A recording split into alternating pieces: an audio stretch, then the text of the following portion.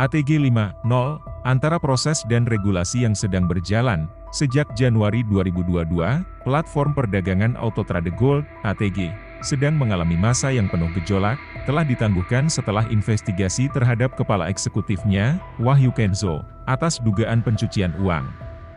Saat ini dalam penahanan oleh otoritas penegak hukum Indonesia, situasi tersebut berpotensi mendorong pemerintah Indonesia untuk mempertimbangkan pengaturan mata uang kripto dan bot perdagangan, menunggu adopsi kerangka kerja legislatif baru dan klarifikasi situasi terkait Pantera Perdagangan, terkait dengan ATG. Investor sedang menunggu, menurut Wahyu Kenzo, yang terakhir ini dibantu oleh tim pengacara untuk pembelaannya.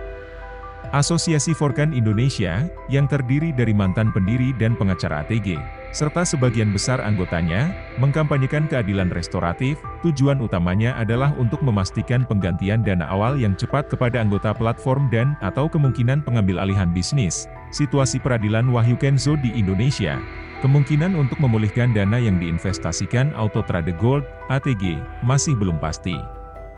Di antara kerumitan hukum dan dugaan korupsi di dalam pemerintahan Indonesia, skeptisisme tentang kemungkinan laba atas investasi dapat dibenarkan. Beberapa tokoh politik dan pimpinan lembaga keuangan, termasuk organisasi perbankan dan asuransi, yang kehadirannya tidak menguntungkan bagi Dinar Wahyu Kenzo, tampak mendukung penghentian ATG yang dianggap mengancam aktivitas bisnisnya sendiri.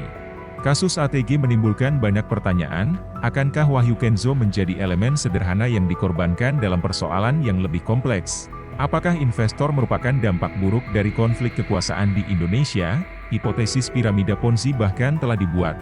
Dugaan yang masih harus dibuktikan mengingat upaya yang dilakukan WK untuk mengatur ekosistem fintech dengan pemerintahnya. Menurut informasi yang diungkapkan oleh Asosiasi Forkan, Pak WK menunjukkan tren yang menarik. Penarikan akan melebihi jumlah penyetoran yang dilakukan. Dalam konteks yang ditandai dengan tuduhan korupsi dan manipulasi, harapannya terletak pada integritas dan ketidakberpihakan keadilan. Penting bagi pihak yang terakhir untuk memberikan pencerahan mengenai masalah ini guna menjamin adanya peradilan yang adil dan kemungkinan dimulainya kembali aktivitas perusahaan Indonesia ini. Satu hal yang pasti, ATG menggunakan platform perdagangan MT4, yang dikenal rentan terhadap manipulasi. Untuk menghindari perdagangan salinan dan alih-alih dibatasi pada satu perdagangan per hari, ATG dapat melakukan banyak perdagangan kecil untuk mencapai pengembalian harian rata-rata 0,75%, kinerja yang dapat dicapai oleh banyak robot dan pedagang berpengalaman.